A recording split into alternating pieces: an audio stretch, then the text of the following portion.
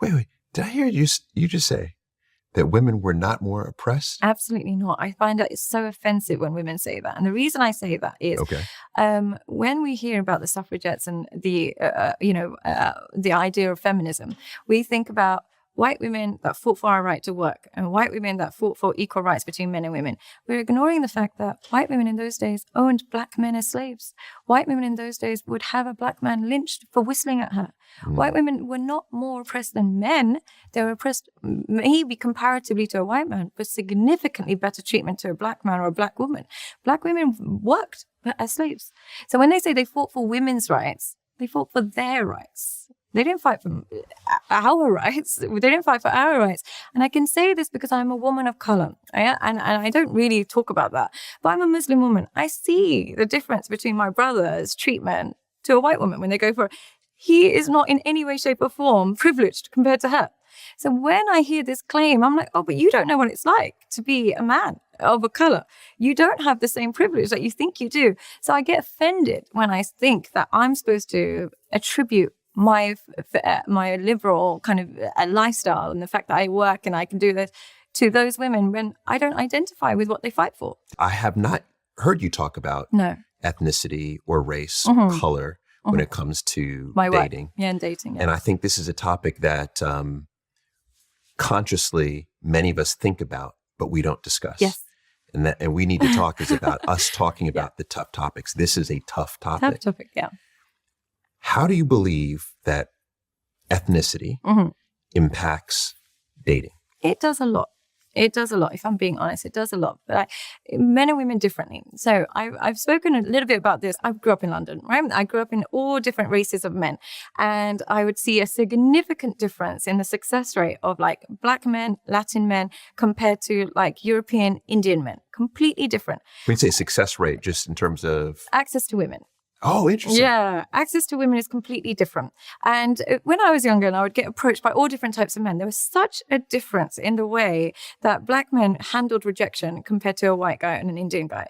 And I always said the way they handle rejection is why they do so well. And sorry, this might sound a bit offensive. No. I mean, actually, let's hear. I really want to hear this. Yeah.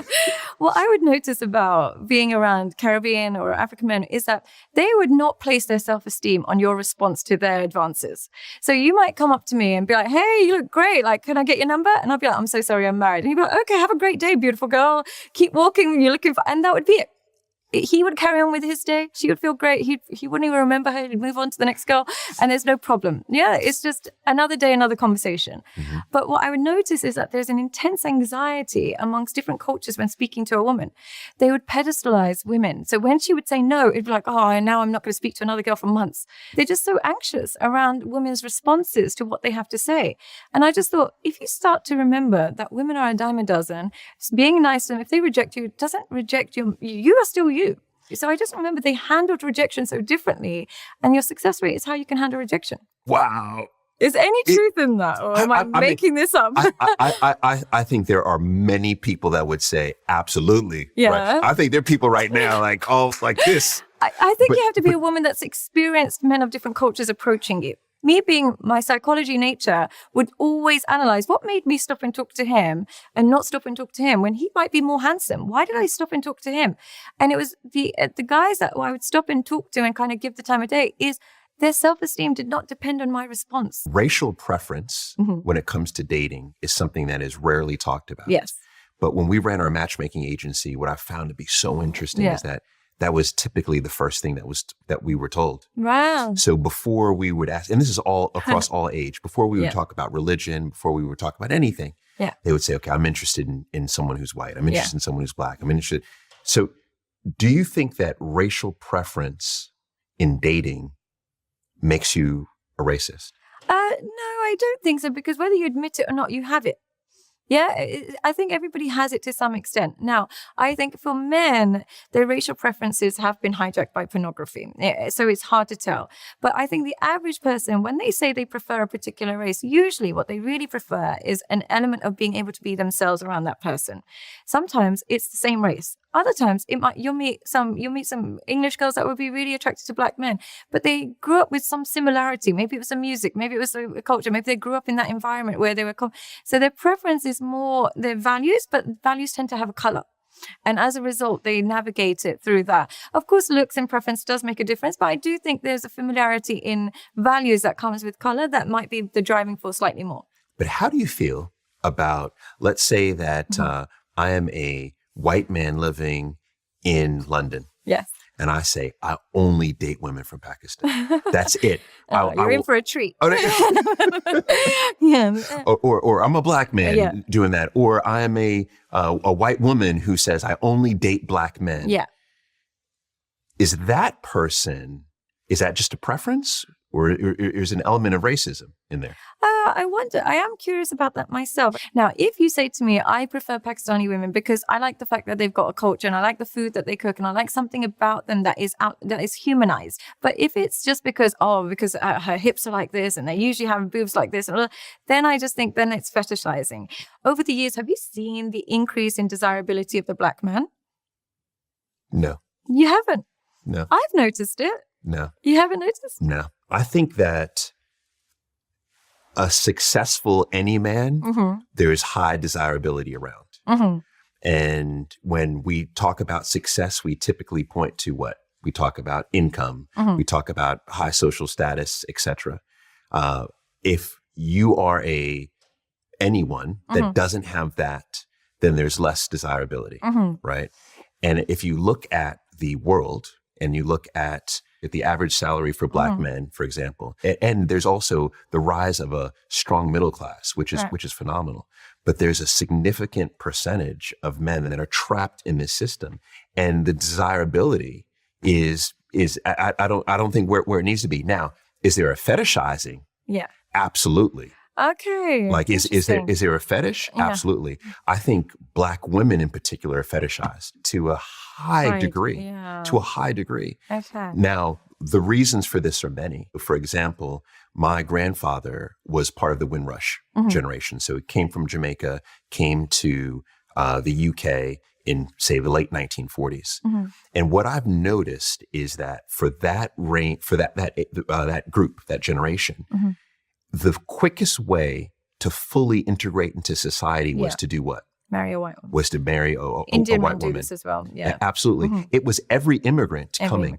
This is some of the pieces of colonialism that is still baked into society today. And I'm glad we're touching on this, because the reason why I believe I stand out as being brave is because for some reason there seems to be a colonialism on our psychology, especially when it comes to marriage and dating. And so when you have somebody like me who resists colonialism and doesn't allow us, the current dating scheme to infiltrate my thoughts, I'm seen as negative or backlash, particularly by particular types of women.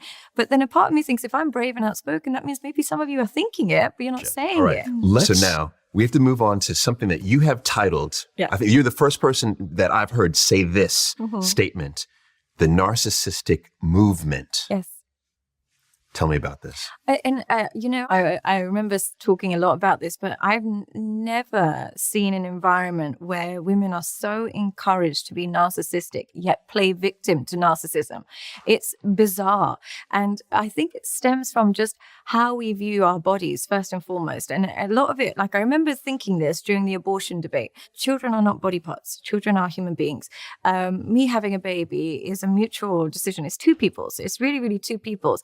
So when we hear slogans like my body, my choice, it implies that only a woman decides if a baby lives or dies. And I couldn't get on board with that. It's two human beings. I couldn't have got through life with just my mum. I couldn't have. There's times where she would upset me. I would have to run to my dad. And in no way, shape or form did I ever feel like I belonged to my mum simply because she birthed me. They loved me equally. So that was one time where I just thought it's narcissistic to assume a child is just your body part. And then it was just always just generally how we view prenups, how we view marriage, and even now I see a lot of things online saying, oh, if he's broke, don't do this, and he should pay for this, and he should pay for this. But there's no, if you say to those same women, but are you prepared to like compromise and cook and clean. Why should I? So it's wanting the man to still be a man while the woman remains a man. And it doesn't seem fair. And even when I see like dating coaches for women, the advice for women is very much like, you need to love yourself. He should love, be narcissistic, be your own biggest fan. It's like, my personal advice to everybody is be your own biggest critic. I don't allow others to disrespect me. I don't allow anybody else to criticize me. But me personally, I'm incredibly hard on myself because only then can I take accountability and improve. But I don't have this, I'm amazing, look at yourself, love you. Absolutely not. Sometimes I fuck up. Sometimes I'm great. Sometimes I'm awful. So the narcissistic movement in relationships in particular, and especially motherhood, in particular, I find like, when they kind of deprive fathers of the access to the children, or when they try and fight for custody only to get more child support, or where they refuse to have prenups. It's just teaching women to go into relationships with the mentality to get rather than give. And I don't think it's healthy. Wow. Well, do you think that the rate of narcissism is increasing faster for women or for men? For women by far, and yet they claim to be victims of it. Imagine how easy it would be to become narcissistic. You just post a beautiful picture, endless attention, endless attention, endless attention. So what ends up happening is like your partner in particular becomes seen as disposable because you see comments as alternatives, but they're not. They're just not. But you start to see, well, I get 1,000 likes, I get 1,000 comments, I get so many guys trying to fly me out. Everybody in your life starts to become a bit disposable, particularly the man you select. And men do this too, where they don't actually become narcissistic. They become pathetic because they're the ones that are chasing the women that are narcissistic. They're the ones that are liking, commenting, trying to get there.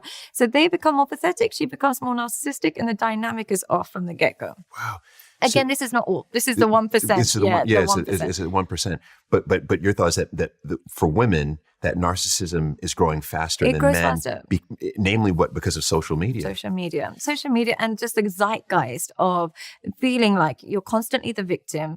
You deserve better. You've been oppressed for so long. And one of the things that, really drives narcissism is a victim mentality. And women have been instilled this victim mentality that men have oppressed you for so long. So now it's your time to get it back. We as women have not experienced it in our lifetime, in excessive oppression.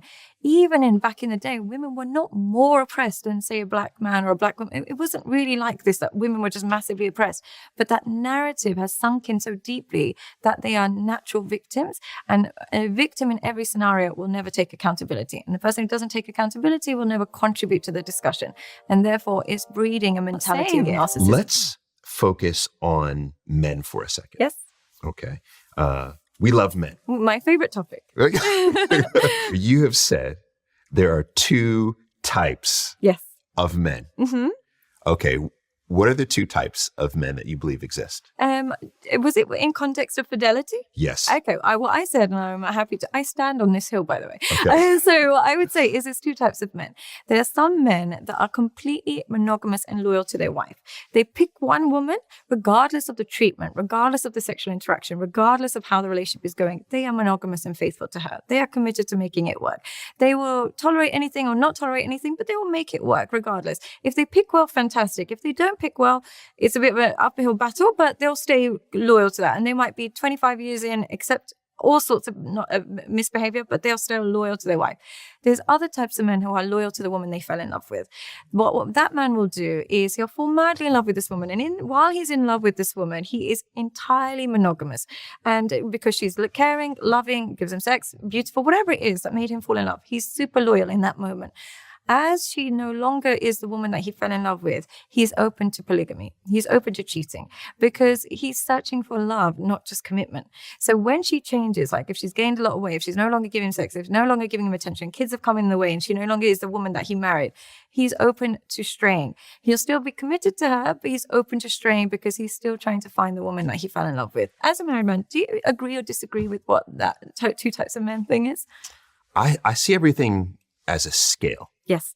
And I'm the opposite. I'm like, you're dead or alive. No. You're very binary. Yeah, you're very binary. Right. But I see it all on a scale. Yeah. And I see how we evolve. Yes. Right, over time. How I am entirely different than that guy in that photo over there. Like with the pager. With the pager. You know what I mean? Yeah. With the fake gold chain, fake gold Rolex watch, right? Very different from that guy. But I didn't just go from 1 to 2. Right. I went from 1 to 1.1, 1.2, 1.3, 1.4. So I see it as a scale. Yes. And I think that's probably a more logical way to see it. The thing is, it's so easy to be a guy that is just loyal to his wife when you pick right wisely. I think selection will enable you to become the guy that's in the middle. So welcome to my course on masculinity. And in this course, not only will I be able to completely transform your understanding of women, but on a more personal level, you will enhance your self-esteem, self-respect, and your boundaries. The goal of this course is to take a man that has absolutely fantastic intentions, wants to find love, wants to commit, wants to have a good, healthy relationship, but is finding that he's constantly running into women who are narcissistic, who are disrespectful, who are disloyal. Now, if you are finding that continuously, then there must be something in your engagement with women that is causing this. What my course will do is look at where this problem comes from, how to resolve it, how to communicate effectively with men and women, and how to command respect. Most importantly, how to improve your self-respect. And throughout the course, you'll be given interactive sessions, but with course materials to help you channel and journal your learning. So if you are interested in becoming the most masculine version of yourself, join today.